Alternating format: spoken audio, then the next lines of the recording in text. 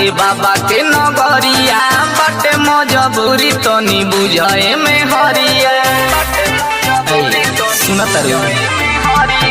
जाए के तो मन बाटे बाबा के नगरिया बाटे मजबूरी तनी बुझाए में हरिया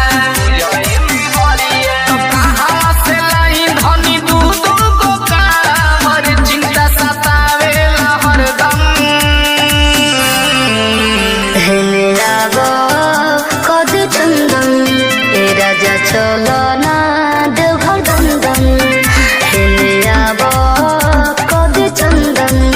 ए राजा चलो ना देवघर दंदन हेले आबो कभी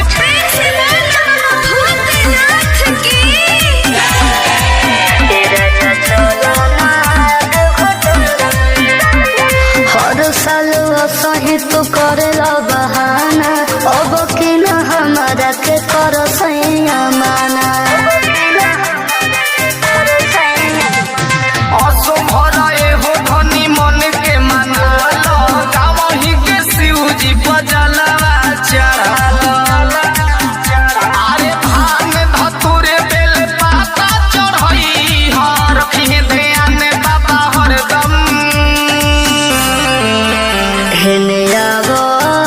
कभी चंदन हे राजा चलो ना देवघर दंदन हेले आबो कभी चंदन हे राजा चलो ना देवघर दंदन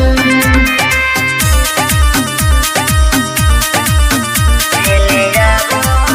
कभी चंदन म्यूजिक बाय जयदीश माही